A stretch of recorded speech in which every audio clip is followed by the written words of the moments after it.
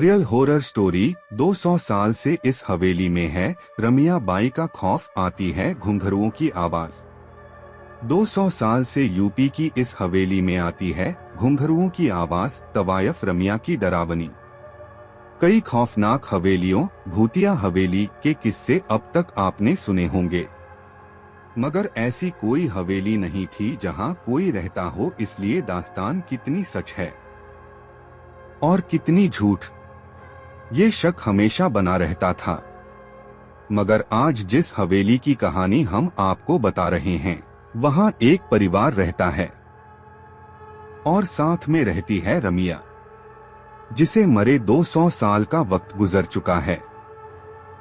अगर वक्त के पन्नों का हिसाब लिया जाए तो दास्तान करीब 200 साल पुरानी है। उत्तर प्रदेश में एटा के पास एक हवेली है। वीरान नहीं, बाकायदा आबाद है।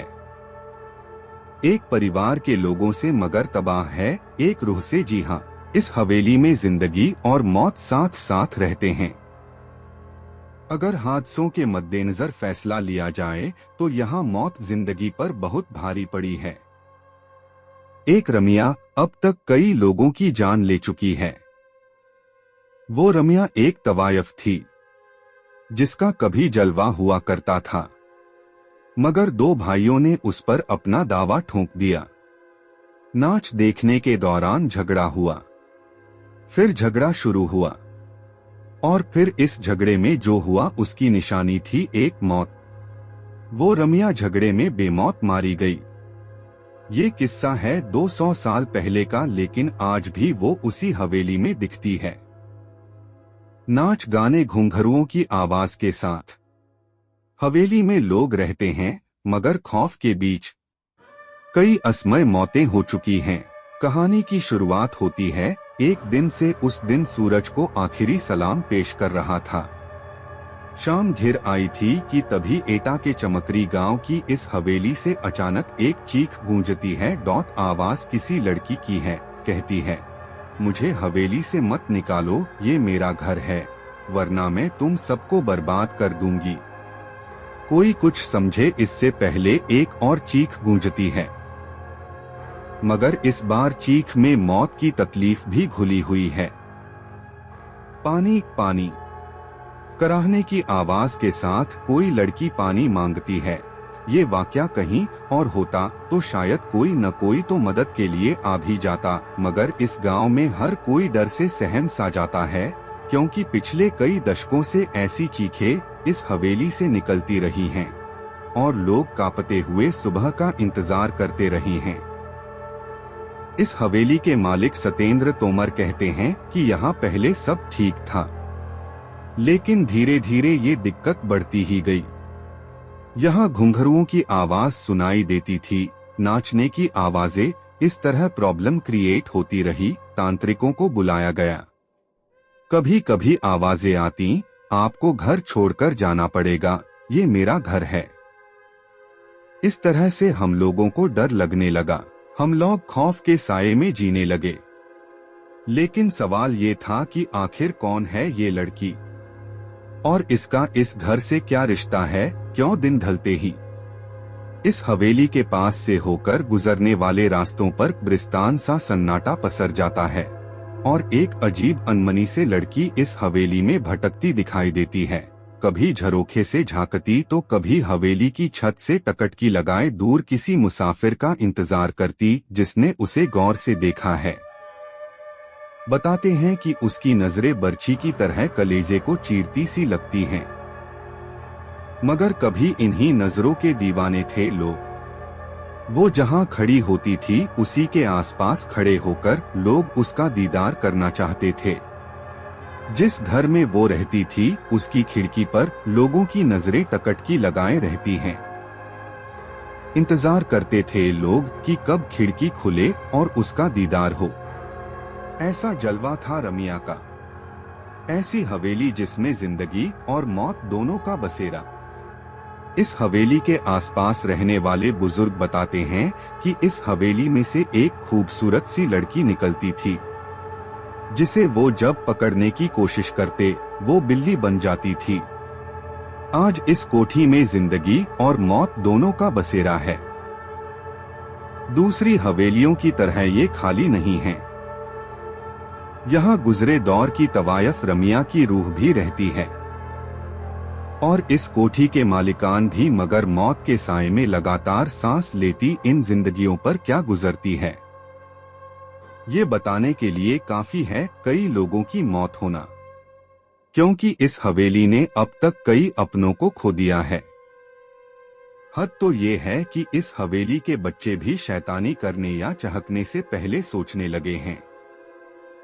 इस हवेली में आज जितनी भी जिंदगियां बाकी बची हैं, उनके चेहरों पर जिंदगी का कोई नामो निशान नजर नहीं आता। एक खूबसूरत मगर खौफनाक चेहरा उन्हें लगातार नजर आता है, एकटक घूरता हुआ, शायद ये पूछता हुआ कि इतने लोगों की मौत के बाद भी क्या हिम्मत बाकी है यहाँ रहने की। मगर रमिया आखिर क्यों इत्काम की आग में झुलस रही है? क्यों उसे मासूम बच्चों पर भी तरस नहीं आता? क्या हुआ था उसके साथ? आखिर कौन थी रमिया बाई? रमिया बाई, उसकी पायल जब छनकती थी तो लोग दीवाने हो जाया करते थे। हर हवेली का मालिक ये सपना पाला करता था कि एक दिन ये घुंघरू उनके सिर्फ उनके लिए खनकेंगे। बात करीब 200 साल पुरानी है, जब रमिया इसी हवेली में मुजरा किया करती थी। रमिया के दीवानों की फहरिस्त में इसी इलाके के 2 सगे भाइयों का नाम भी शुमार हुआ करता था, जो तकरीबन हर शाम उसी के पास गुजारा करते थे। मगर रमिया उस बला का नाम था जिसकी खूबसूरती और हुनर के आगे क्या रिश्ते और क्या नाते पल भर में बिखर जाते थे, और यही हुआ उन दोनों भाइयों के साथ भी। रमिया को लेकर दोनों इस कदर जज्बाती हुए कि एक दूसरे की ही जान के दुश्मन बन गए। और जब रमिया ने बेकाबू हालात काबू में करने की कोशिश की, तो गुस्से से लहराता एक खंजर रमिया के ही शरीर में उतर गया। दरअसल ये कहा जाता है कि दोनों भाइयों की लड़ाई में रमिया बीच बचाव करने आ गई थी। उसकी दीवानगी ही उसका कसूर बना। वो चाहती थी कि दोनों में खून खराबा ना हो, लेकिन हुआ इसके ठीक उलट। खून तो हुआ, लेकिन उन 2 भाइयों में से नहीं, बल्कि रमिया का, जिसका कोई कसूर नहीं था।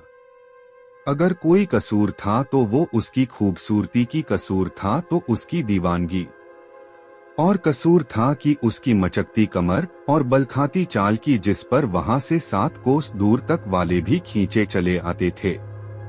लेकिन आज उसी खूबसूरती पर 2 भाई ऐसे टूटे कि आपस में ही भिड़ गए और खंजर रमिया के सीने में घुस गया। वो खंजर बहुत गहरा जख्म छोड़ गया था। जिंदगी की सांसें उसकी टूटी हुई पायल के घुंघरुओं की तरह बिखरती जा रही थीं। मौत दस्तक दे चुकी थी। और फिर रमिया के साथ ही नाच गाना मस्ती ठिठोली सब कुछ खत्म हो गया था उसकी मौत के साथ ही। और ये मौत इस हवेली पर बहुत भारी पड़ी। वक्त बीतता गया, मगर उसकी यादें कभी धुंधली नहीं पड़ती भी कैसे, क्योंकि रमिया ने तो इस हवेली को छोड़ा ही नहीं था। वो आज भी लोगों को नजर आती है, मगर गाती गुनगुनाती नहीं, बदहवास घूमती हुई, याद करती हुई उन सुनहरे दिनों की, जब एक महफिल उठती नहीं कि दूसरी सजाने को बेताब लोग वहां पहुंच जाते। फर्क सिर्फ इतना है कि 200 साल पहले इस ड्योढ़ी से निकला हर कदम मस्ती से झूमता हुआ निकलता था, मगर आज यहाँ से लाशें निकलती हैं। आज भी यहाँ मरने वालों का दिखता है साया।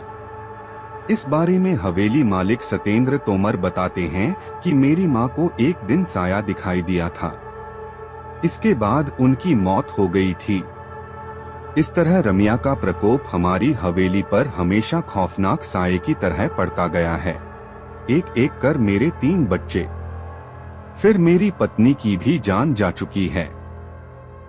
हालांकि अब इस हवेली को बचाने की जिम्मेदारी सतेंद्र पर ही है। वो एक पढ़े लिखे इंसान हैं और इससे पहले वो भूत प्रेत जैसी बातों को मानते भी नहीं थे, मगर आज जब वो अपने परिवार पर नजर दौड़ाते हैं तो हर रिश्ता अधूरा नजर आता है। वो जिंदा है मगर पत्नी नहीं रही, कोई बच्चा जिंदा है तो माँ मर चुकी है, भाभी है मगर भाई जान गंवा चुका है। कहते हैं कि तोमर परिवार से पहले इस हवेली में गुप्ता परिवार रहा करता था। लगातार हुई मौतों ने गुप्ता परिवार को इतना तोड़ दिया कि उन्होंने कौड़ियों के दाम ये हवेली बेच दी। खरीदी तोमर परिवार ने, और खरीदते ही बच्चे बूढ़े जवान एक एक करके 8 लोग मौत के मुंह में समा गए। फिर सहारा लिया पूजा पाठ का। नतीजा इस बार उसकी जान गई जिसने पूजा कराई थी। इस हवेली के बारे में पुरानी मालकिन आखिर क्या सोचती हैं? इस बारे में पुरानी मालकिन ओमवती गुप्ता बताती हैं कि आगरा रोड पर बसा चमकरी गांव है। वक्त के पलों को बुनते बुनते आज तकरीबन 200 साल गुजार चुका है, लेकिन उस हादसे के बाद यहाँ कुछ नया नहीं हुआ, सिवाय रमिया की दास्तान के जो यहाँ के ताने बाने में बुनसी गई है। कुछ इतनी शिद्दत से कि बाकायदा नजर भी आती है। अनमनी सी भटकती हुई हवेली के बाहर भी और अंदर भी। नतीजतन इसके मालिकान इसे बेच देना ही बेहतर समझते रहे। यही वजह है कि आज इस हवेली में किसी के चेहरे पर रौनक नहीं नजर आती। बच्चे गुमसुम से रहते हैं, बड़े जैसे बस जिंदा हो। घर घर सा नहीं लगता, और लगे भी कैसे, क्योंकि घर ने उन्हें कभी अपनाया ही नहीं, अलबत्ता छीना जरूर उनके तमाम अपनों को। अचानक रमिया का सच क्या है हम नहीं कह सकते। हाँ, इतना जरूर कह सकते हैं कि यहाँ रहने वाले दोनों परिवारों में बेहिसाब बेवजह मौतें हुई हैं। और अगर ये सब कुछ इत्तिफाक है तो यकीनन बहुत खौफनाक इत्तिफाक है, शायद रमिया के खौफ से कहीं ज्यादा खौफनाक।